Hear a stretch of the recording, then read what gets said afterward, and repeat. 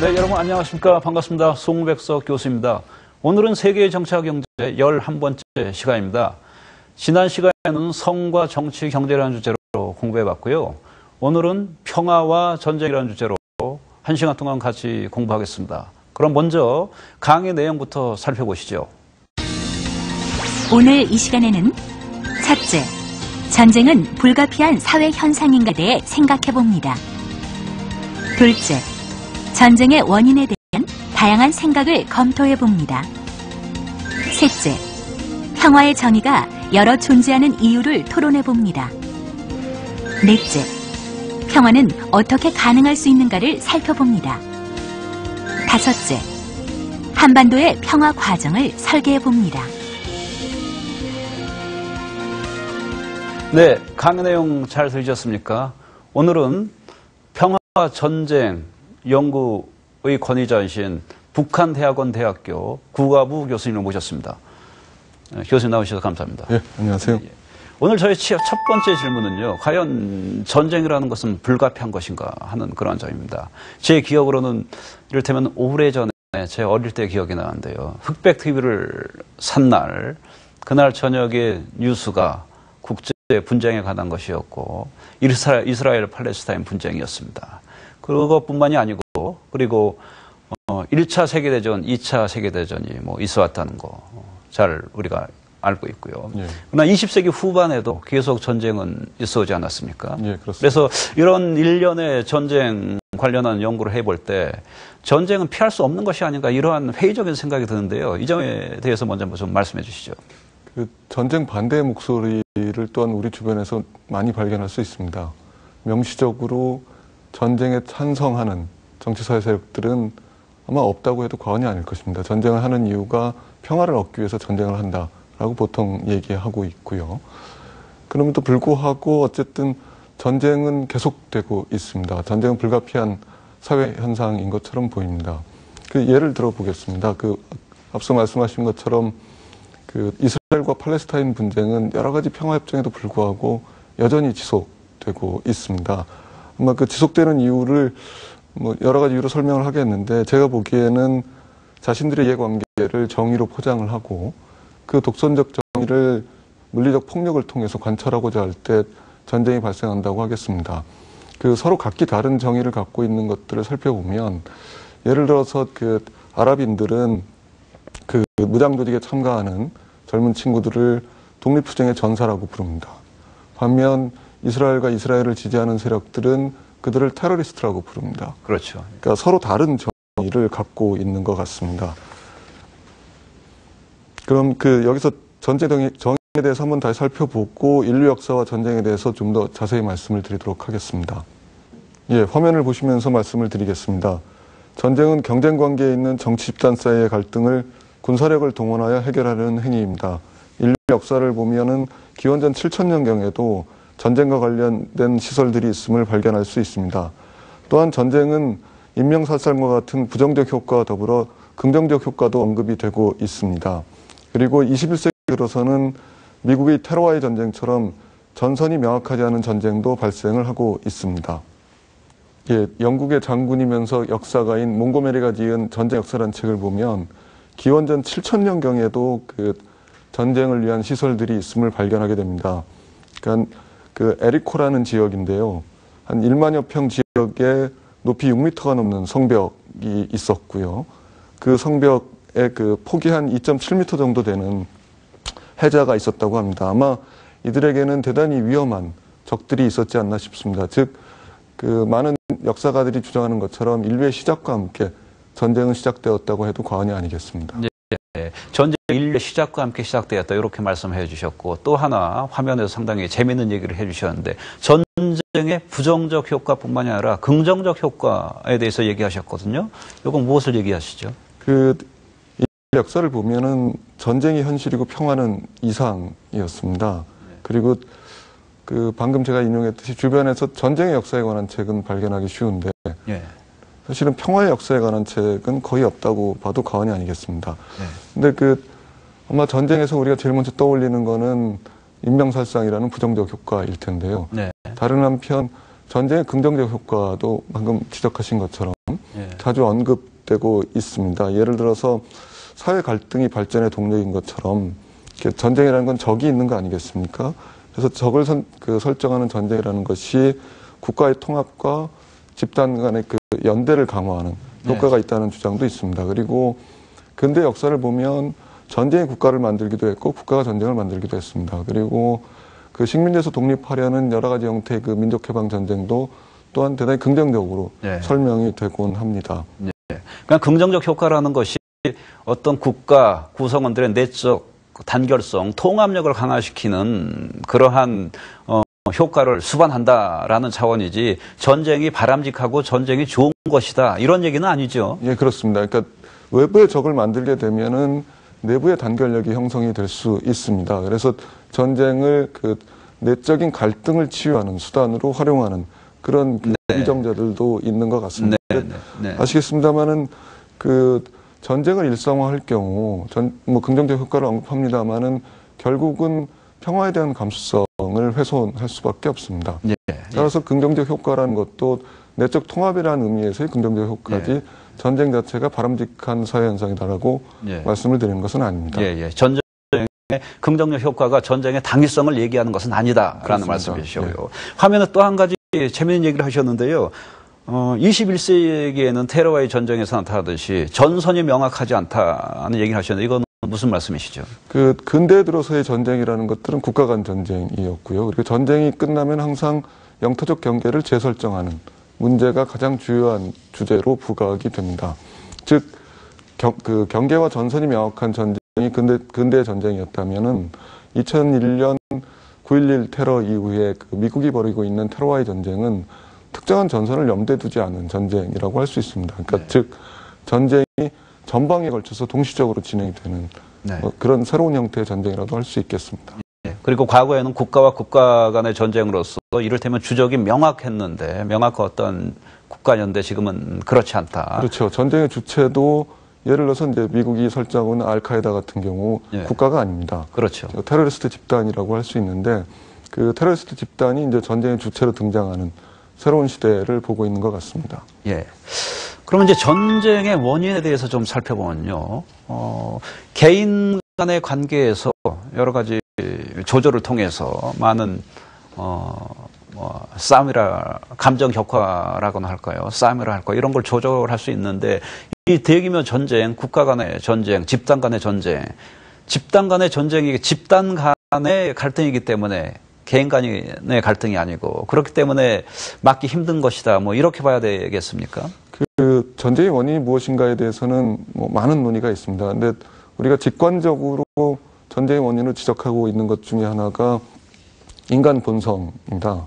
예를 들어서 그 1931년입니다. 국제연맹에서 어쨌든 전쟁을 예방하고자 여러 지식인들을 좀 불러서 왜 전쟁이 일어나는가에 대해서 논의를 한 적이 있습니다. 당시 그 유명한 물리학자였던 아인슈타인과 그 정신분석학자였던 프로이트가 그 편지를 교환한 적이 있습니다.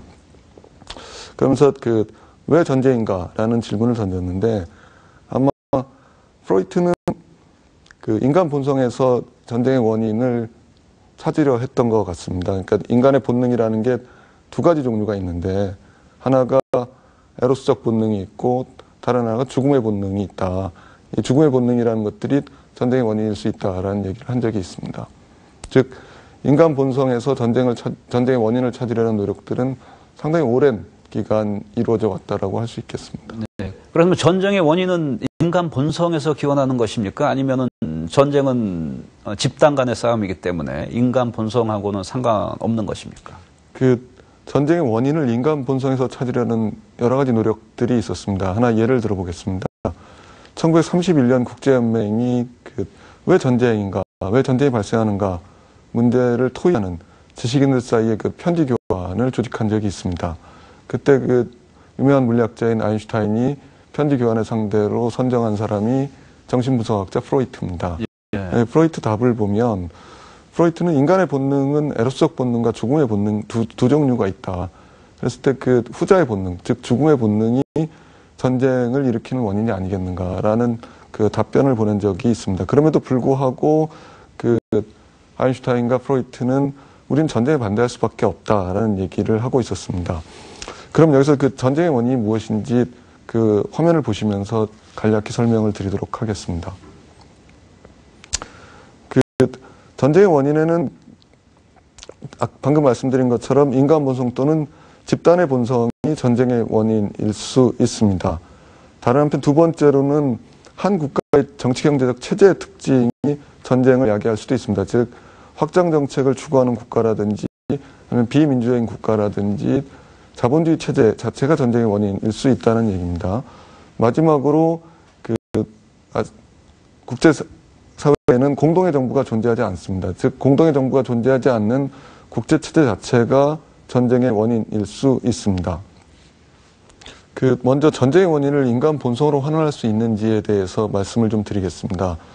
프로이트도 지적하는 것처럼 인간이 서로 모순되는 두 가지 본성을 갖고 있다면 인간은 전쟁이 아닌 평화의 길을 선택할 수도 있습니다. 그리고 인간의 이기적 본성이 이타적 인간의 출현을 막지도 못합니다. 우리가 주위에서 볼 수 있듯이 많은 인간들이 이기적이지만 그 이타적 본능에 의해서 협력을 하는 경우도 볼 수가 있습니다.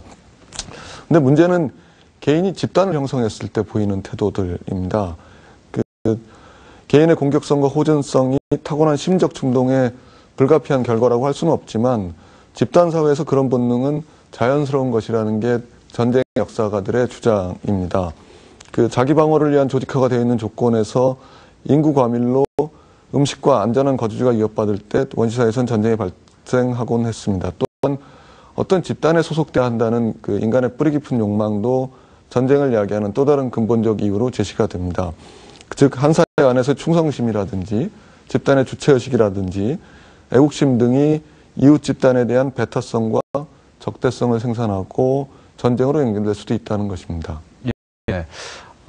그렇다면 우리의 관심사는 국가 간의 전쟁 아니겠습니까? 특히 원시 사회나 중세 시대 이후에 베스트팔렌 체제가 확립이 되고서 전쟁의 주요 양상은 국가 간의 전쟁이었거든요. 아까 화면에서 잠시 설명하셨습니다마는 국제 체제가 전쟁의 원인이 될 수 있다 이런 말씀하셨는데 왜 국제 체제를 구성하는 국가 간 전쟁이 일어나는 것인지 이 점에 대해서 좀 더 보강 설명을 해주시죠. 근대 형성으로 좀 돌아갈 필요가 있습니다. 찰스 틸리라는 역사사회학자가 지적하는 것처럼 전쟁이 국가를 만들고 국가가 전쟁을 만들었다 해도 과언이 아닙니다. 예. 그 이유 중에 하나는 사실은 국가들의 행동을 규율할 수 있는 중앙 권위체가 존재하지 않습니다. 즉 공동의 정부, 세계 정부가 존재하지 않는 국제 체제의 무정부 상태를 많은 국제 정치학자들은 전쟁의 원인으로 지적을 하고 있습니다. 네. 그럼 무정부성, 세계 정부가 없다 그런 가운데 세력 균형을 통해서 세력 균형 얘기를 좀 해주셨죠? 지금. 예. 세력 균형을 통해서 그러면은 평화가 유지되고 세력 균형이 깨질 때 전쟁이 발발할 수 있다 이러한 얘기를 해주셨고요. 예, 맞는 말씀입니다. 세력 균형에 대해서 좀 더 자세히 설명해 주시죠. 뒤에 언급이 되겠습니다만 예를 들어서 우리한테 가장 익숙한 세력 균형은 냉전 시대 핵무기에 의한 균형일 겁니다. 하나의 개념으로서 상호 확증 파괴라는 말을 쓰는데요. 즉 핵무기를 한쪽이 사용하게 되면은 둘 다 절멸할 수 있다라는 그 가정에 기초해서 사실은 냉전 시대 핵전쟁은 일어나지 않았습니다. 즉 전쟁이 없는 상태를 유지하게끔 하는 것이 무정부 상태에서의 세력 균형이라고 할 수 있겠습니다. 예. 저는 자료를 가지고 오신 걸로 알고 있는데 자료를 보시면서 좀 설명해 주시겠습니까? 예, 그러면은 자료를 보면서 세력 균형에 대해서 좀 부연을 하도록 하겠습니다. 세력 균형은 근대 유럽에서 다음과 같은 세 가지 의미로 사용이 되고 있습니다. 흔히 영어의 밸런스 오브 파워를 세력 균형으로 번역을 하고 있는데요. 또 다른 번역으로 힘의 균형을 생각을 해 볼 수 있겠습니다. 여기서 힘은 통상적으로 군사력을 지칭을 하고 있습니다. 첫 번째 의미는 하나의 상태를 묘사하는 서술적 용어입니다. 즉 균형이란 표현이 의미하듯이 이는 대체로 균등한 힘의 분포 상태를 의미합니다. 둘째로는 그 특정한 정책 또는 정책의 명분이나 원칙을 의미합니다. 즉 어떤 국가가 힘을 키우기 위해서 군사력을 증강하는 그런 정책 등을 지칭할 수 있겠습니다. 세 번째로는 근대 국제정치에서 반복적으로 나타나는 어떤 패턴으로서 세력균형이 언급되고 있습니다. 그 주류 국제정치학자들에 따르면 세력균형은 근대 국제정치의 특징 그 자체를 의미한다고도 할 수 있겠습니다. 그리고 그들에게 있어서 그 평화는 곧 세력균형과 등치된다고도 할 수 있겠습니다. 예, 세력균형에 대해서 지금 얘기하고 계시는데요. 동북아 세력균형 이를테면은 중국의 부상이 상당히 많은 사람들의 관심사인데요. 그럼 세력균형의 맥락에서 봤을 때 동북아의 질서, 중국의 부상 이런 문제는 어떻게 정리할 수 있습니까? 그 세력균형을 하나의 법칙으로 보는 그 국제정치학자들이 있는가 하면 다른 한편으로는 그 세력전이라는 시각에서 중국의 부상을 보는 국제정치학자들도 있습니다. 그 세력균형이 곧 평화라고 한다면 중국의 부상은 그 미국 단극 체제에서 미국과 중국의 양극 체제로의 이행을 의미합니다. 따라서 그 세계는 조금 더 그들의 시각이긴 합니다만은 좀 더 평화롭고 안정적인 세계로 갈 것이다라고 예측을 하는 사람들이 있습니다. 근데 다른 한편 그 세력전이라는 시각에서 본다면, 즉 미국 헤게모니의 쇠퇴와 중국 헤게모니의 부상이라는 시각에서 본다면, 그 역사적 경험에서 볼 수 있듯이 이 힘의 전이가 발생할 때 전쟁이 발생하곤 했습니다. 1차 세계대전이 그렇고 2차 세계대전이 그렇습니다. 즉 세력전이라는 시각에서 본다면 중국의 부상은 미국과 중국 사이에 군사적 갈등까지 포함된 대단히 위험한 상태로의 그 이전이라고도 평가를 할 수 있겠습니다.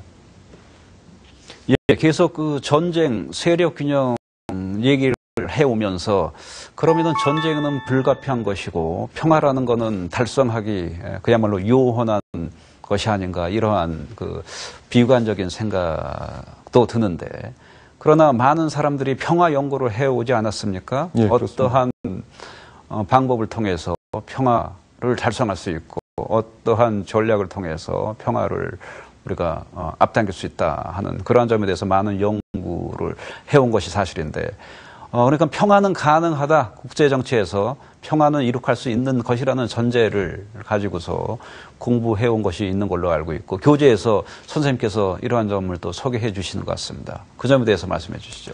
먼저 그러면은 그 평화의 정의에 대해서 화면을 보시면서 말씀을 드리겠습니다.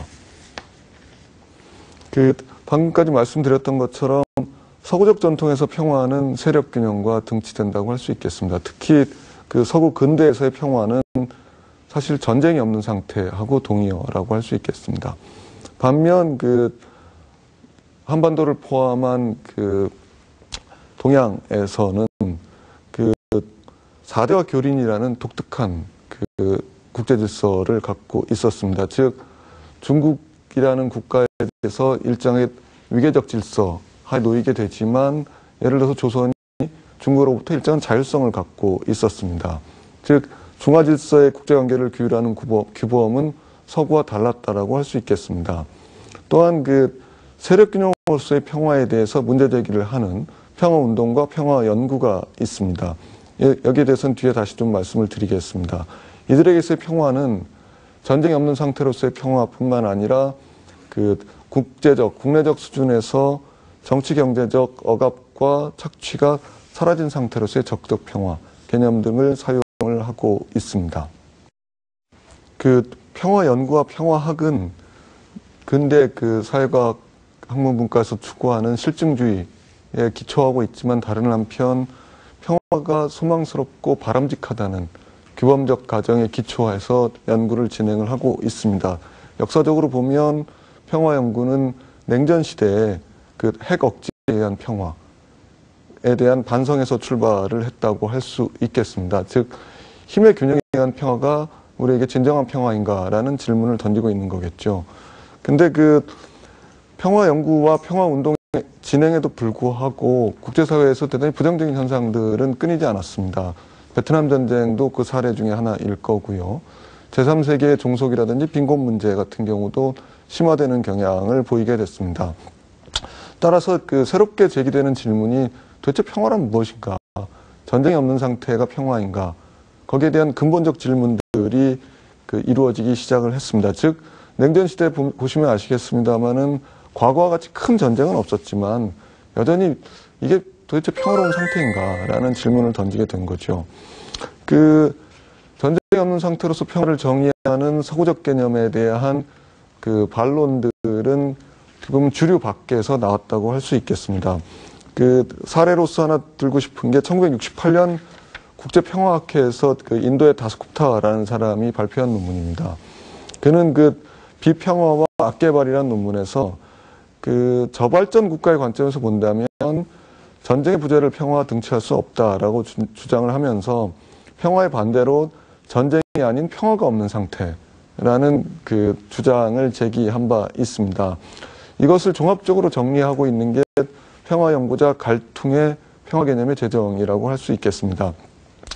갈퉁은 무엇이 평화가 아닌가라는 질문이 아니라 무엇이 평화인가라는 질문을 던집니다. 그리고 전쟁과 평화를 이렇게 대립적인 언어로 설정을 하는 것이 아니라 폭력과 평화라는 대립 구조를 설정을 하고 있습니다. 그리고 폭력에도 두 가지 종류가 있다. 하나가 직접적 폭력이 있다면 다른 한편 구조적 폭력이라는 것이 있다라는 주장을 하고 있습니다. 아마 직접적 폭력의 정점에 위치한 것이 오늘 논의하고 있는 전쟁이라고 할 수 있겠습니다. 반면 갈퉁이 생각하는 구조적 폭력은 국제적 차원에서 정치적 억압과 경제적 착취를 이야기하는 사회 구조를 의미합니다. 따라서 폭력을 가하는 주체가 가시적이지 않을 수 있습니다. 이 두 가지 개념을 동원하면서 갈퉁은 전쟁이 없는 상태를 소극적 평화로, 구조적 폭력이 제거된 상태를 적극적 평화로 정리하고 있습니다. 예, 소개하신 학자들의 내용이 상당히 독특한데요. 이를테면 평화에 대한 대응 개념으로서 전쟁이 아니고 폭력이라는 말씀이십니까? 이것이 의미하는 것이 무엇이죠? 좀 더 포괄적인 개념이라고 할 수 있겠습니다. 그러니까 정치적으로 예를 들어서 여러 가지 기본적인 권리들, 시민권 같은 것들을 향유하지 못하고 있는 상태 또한 폭력의 상태라는 것들을 이야기하는 것이고요. 경제적인 측면에서 사회경제적 권리가 보장이 안 된 상태 또한 폭력이라고 얘기를 하고 있는 것입니다. 즉 그렇게 되면은 전쟁보다 좀 더 포괄적인 의미에서 폭력이라는 단어가 사용되고 있다고 할 수 있겠습니다. 네, 그냥 전쟁이라는 개념 가지고는 비평화적인 상태를, 평화의 반대 상태를 충분히 설명할 수 없고, 따라서 다른 개념인 폭력이라는 개념을 가지고서 평화가 아닌 상태를 설명할 수 있다. 이러한 말씀이신가요? 예, 그렇습니다. 그러니까 좀 확정을 하게 되면 여러 가지 비판이 제기됩니다만은 갈퉁의 정의는 사실은 우리 사회나 국제사회에서 발생하는 여러 문제들을 평화와 연관시켜서 설명할 수 있게 하는 장점이 있습니다. 그리고 또한 그것은 사실 단점이기도 합니다. 모든 것이 평화의 문제로 환원이 되기 때문에 단점으로 지적되기도 합니다만은 우리에서 새로운 평화의 개념을 연 것은 사실이라고 생각합니다. 그래서 그런 폭력의 개념을 들면서 직접적 폭력으로서 전쟁을 직접적 폭력으로 표현을 했고요. 그리고 전쟁이 아니라 여러 가지 사회적인 문제, 경제적인 문제, 사회악의 문제 이러한 것들을 구조적 폭력이다.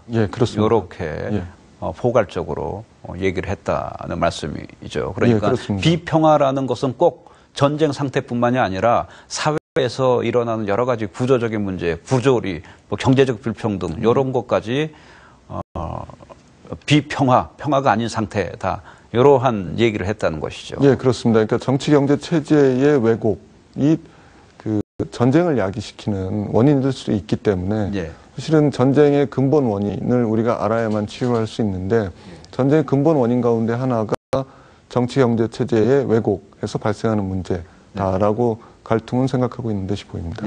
그렇다면 이러한 이런 평화를 구축하기 위해서 소극적 평화, 적적 평화를 얘기하셨는데 좀 구체적으로 평화는 어떠한 노력으로 어떻게 너무 추상적인 얘기고 너무 교과적인 얘기일 것 같습니다만 어떻게 우리가 달성할 수 있는 것입니까? 일단 한 가지 사례를 보면서 말씀을 드리겠습니다. 화면을 보시도록 하시죠. 예. 잘 아시겠습니다만은 러셀은 영국의 유명한 철학자였고요. 아인슈타인은 앞서 언급한 것처럼 물리학자입니다만 어떻게 보면은 이들이 냉전 시대 평화 운동에서 대단히 중요한 사람들입니다. 그러니까 평화를 달성하기 위해서 무엇을 해야 하는가를 보여주고 있는데요. 그들이 제기했던 문제가 핵무기 없는 세상이라는 것입니다. 그 선언문이 지금 나오고 있습니다만 선언문의 마지막만 보면 우리는 각국 정부들에게 모든 분쟁의 조정에 있어 평화적 방법을 발견하기를 요구한다라고 얘기를 하고 있습니다. 즉 핵무기에 의한 평화는 평화적 방법에 의한 평화라고 할 수 없겠습니다. 즉 힘에 의한 평화라고 할 수 있고요. 그 평화를 달성하는 데 있어서 평화적 방법의 평화를 달성하려는 여러 가지 노력들을 러셀 아인슈타인 선언문을 통해서 확인을 할 수 있고요. 또나 흥미로운 것은 러셀 아인슈타인 선언문의 지금 현대에도 좀 반복되는 측면이 있습니다. 즉 미국의 오바마 정부가 핵무기 없는 세상을 얘기를 하고 있는데 이 핵무기 없는 세상의 긍정성과 부정성이 사실은 언급이 됩니다만 어쨌든 핵무기를 통해서 평화를 달성하는 것은 어렵다라는 인식의 소산이라고 할 수 있겠습니다. 그러면 좀 더 자세히 평화를 위해서는 어떤 노력이 필요한지에 대해서 말씀을 드리겠습니다. 각각의 정치사회 세력들의 관점이 사실은 대단히 좀 중요한데요. 현실주의적 정치사회 세력이라고 보통 부를 수 있는 세력들에게서 평화는 앞서 언급드린 것처럼 힘의 우위나 힘의 균형입니다. 힘의 우위나 힘의 균형을 얻는 방법은 예를 들어서 한 국가 내부에서 군비 증강을 하든지 아니면은 힘이 달린다고 했을 땐 다른 국가하고 동맹을 체결한다고 하는지 하는 방식으로서 힘을 증가시키는 방식이 있을 수 있습니다. 현실주의 정치 세력들에게는 이것이 바로 평화를 의미합니다. 근데 문제는 흔히 국제정치학에서 이제 안보 딜레마라고 부르는 개념인데요.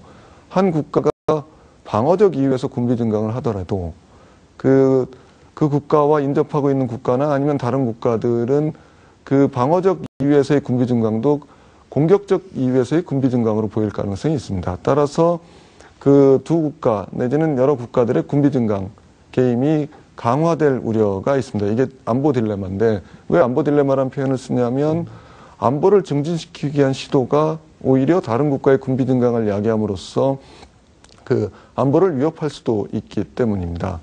근데 많은 정책 결정자들에게 이 힘의 균형이나 힘의 우위 정책을 통한 평화 증진은 대단히 익숙한 방법이기도 합니다. 사실 냉전 시대가 그랬고요.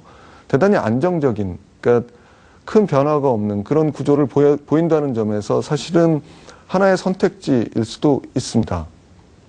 네, 안보 딜레마에 대해서 얘기해 오셨고 사실 국제 뉴스를 보면은 안보 딜레마가 그냥 교과서에 이론으로 나오는 것이 아니고 실제로 나오는 것이 아니겠습니까? 이를테면 네, 일본이 방어적 차원에서 군비 증강을 하면은 거기에 맞춰서 한국도 중국도 이렇게 군비를 계속 증강하면서 그러면서 전체적인 긴장의 수위는 점점 높아지는 것이고 이러한 것이 현실에서 직접 일어나고 있는 안보 딜레마가 아닌가 이러한 생각이 드는데요. 동아시아 지역에서는 안보 딜레마가 여러 가지 방식으로 확인이 되고 있습니다. 특히 중국과 일본 사이에서도 안보 딜레마를 확인할 수 있고요. 한반도에서도 또한 안보 딜레마를 확인할 수 있겠습니다.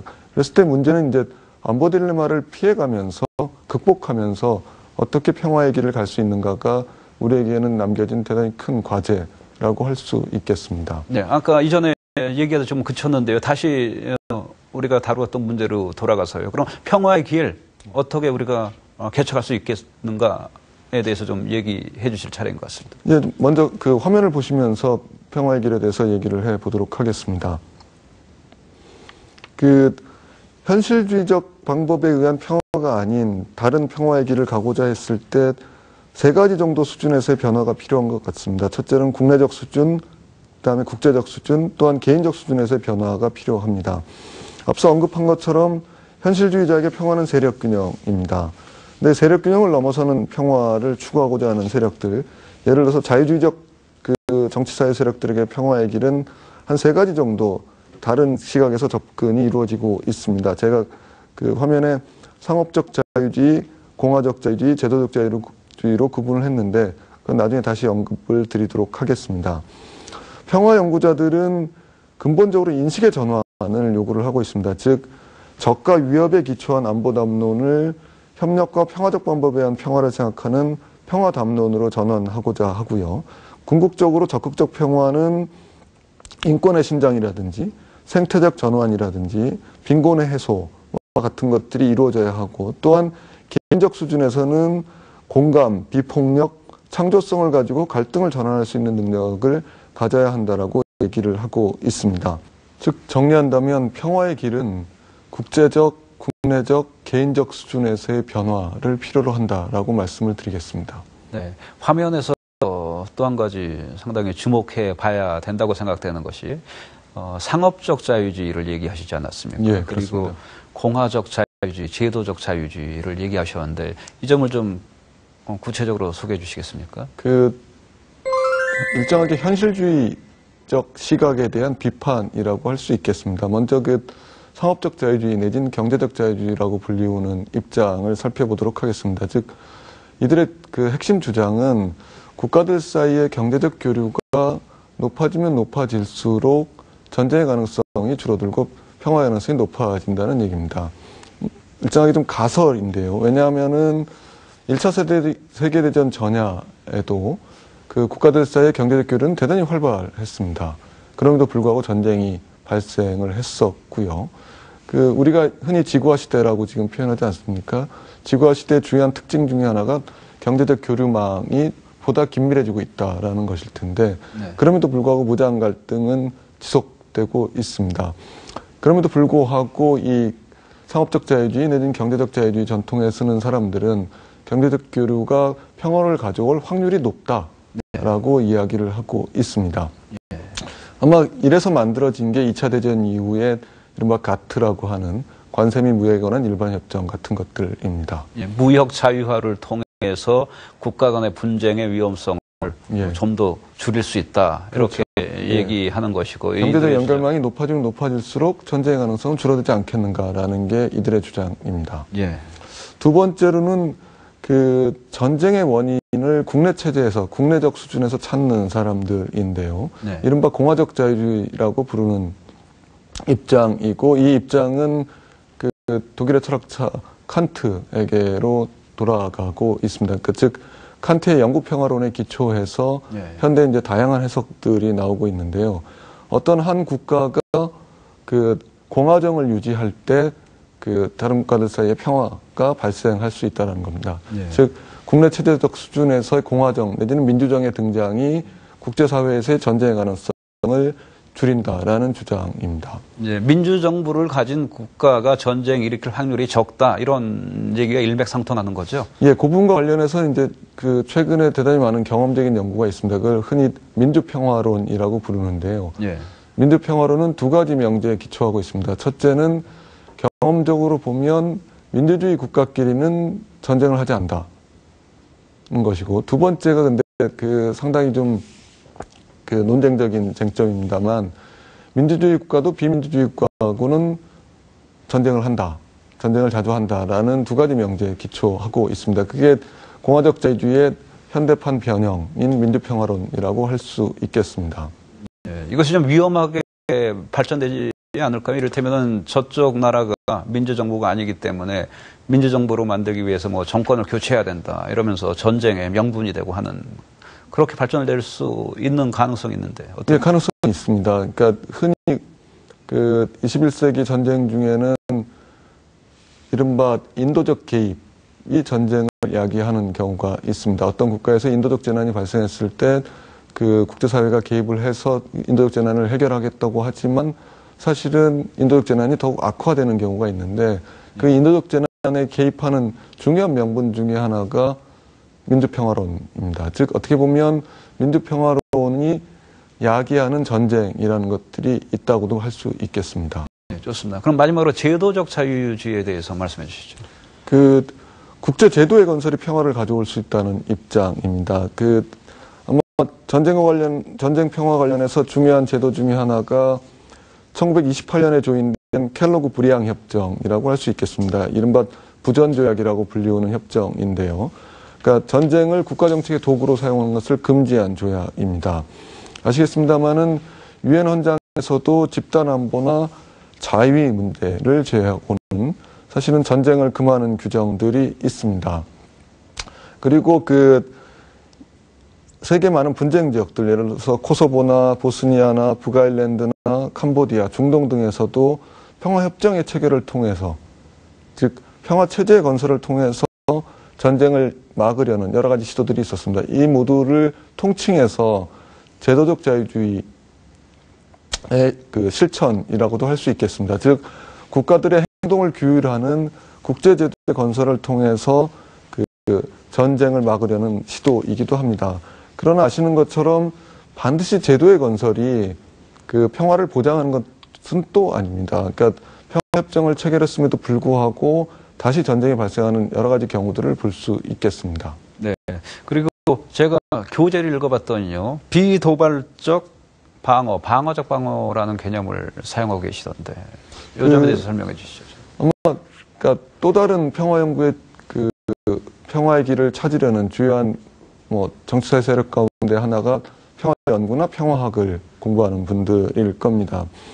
이들 같은 경우 이제 기본적인 인식은 앞서 언급한 것처럼 적과 위협에 기초한 안보 담론을 협력과 평화적 방법에 의한 평화 담론으로 어떻게 바꿔나가는가. 즉, 우리 인식의 전환이 발생할 때 비로소 평화는 가능하다는 생각을 갖고 있습니다.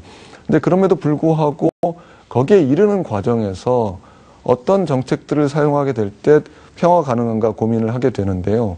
그러니까 기본적으로 평화 연구자들도 자유주의자들이 주장하는, 그러니까 말씀드린 세 가지 평화에 이르는 길에 대해서 일정 정도 동의를 하고 있습니다. 그러면서 동시에 군축이라든지 군비 통제와 같은 군사력들을 이렇게 제어하는 그런 제도의 건설을 얘기를 하고 있고, 그 과정에서 나온 개념이 비도발적 방어와 방어적 방어의 개념이라고 할 수 있겠습니다.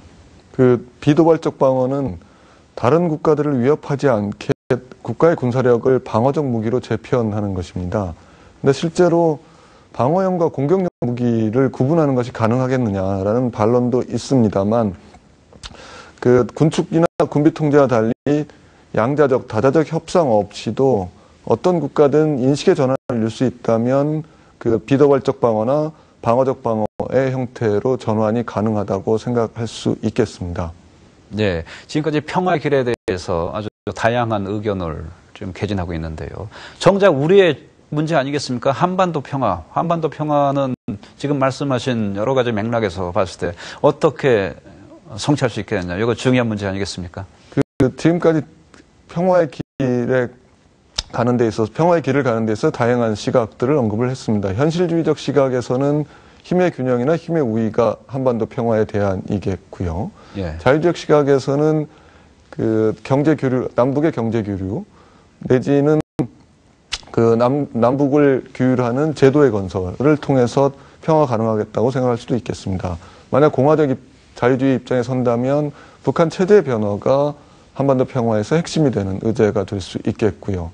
평화 연구자들의 시각에 선다면 안보 담론에서 평화 담론의 전환이야말로 한반도 평화에 이르는 핵심적인 길이라고도 할 수 있겠습니다. 즉 어떤 시각에 서느냐에 따라서 한반도 평화에 대한 상이 달라질 수 있다라는 말씀입니다. 예. 개인적으로 교수님께서는 어떤 시각을 더 좋아하시는지? 한반도 역사를 보면 다양한 실험들이 전개되어 왔습니다. 그렇기 때문에 제가 어떤 개인적인 시각을 말씀드리긴 어렵습니다만은 민주화 이후의 자유적 실험들과 현실주의적 실험들이 반복되어 오지 않았는가라는 게 제 개인적인 생각입니다. 네. 오늘은 북한대학원대학교 국가부 교수님을 모시고요.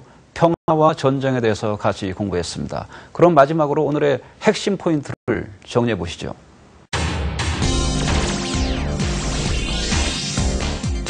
인류의 역사에서 평화를 위한 노력에도 불구하고 전쟁은 계속되고 있습니다. 전쟁의 원인으로는 인간 본성, 국가의 정치 경제적 체제, 국제적 무정부 상태 등이 제시되고 있습니다. 현실주의자에게 평화는 세력 균형입니다. 자유주의자들은 합의에 의한 세력 균형을 생각하면서 경제 교류, 민주화, 국제제도의 건설을 통한 평화의 길을 고려하고 있습니다. 평화 연구자들은 적과 위협에 기초한 안보 담론을 협력과 평화적 방법에 의한 평화를 생각하는 평화 담론으로 전환하고자 합니다. 평화 연구자들에게 평화는 소극적 평화인 전쟁이 없는 상태를 넘어 인권의 신장, 생태적 전환, 빈곤의 해소와 더불어 공감, 비폭력, 창조성을 통해 갈등을 전환할 수 있는 개인의 능력을 중요하게 생각합니다. 적극적 평화가 평화 연구자의 목표라고 할 수 있습니다. 마지막으로 어떤 시각으로 평화를 바라보느냐에 따라 한반도 평화의 길은 다르게 설계될 수 있습니다. 네, 핵심 포인트 잘 정리되셨습니까? 오늘은 국가부 교수님을 모시고 평화와 전쟁에 대해서 공부했습니다. 선생님 오늘 나와주셔서 정말 감사합니다. 고생하셨습니다. 예, 고맙습니다. 예, 오늘은 전쟁과 평화 전쟁에 대해서 공부를 해봤고요. 다음 시간에는 세계화와 살림의 경제, 죽임의 경제가 아닌 살림의 경제, 세계화 속에서 우리가 어떻게 만들어갈 수 있는가라는 주제를 가지고 같이 공부해보도록 하겠습니다. 오늘 수고하셨습니다. 감사합니다.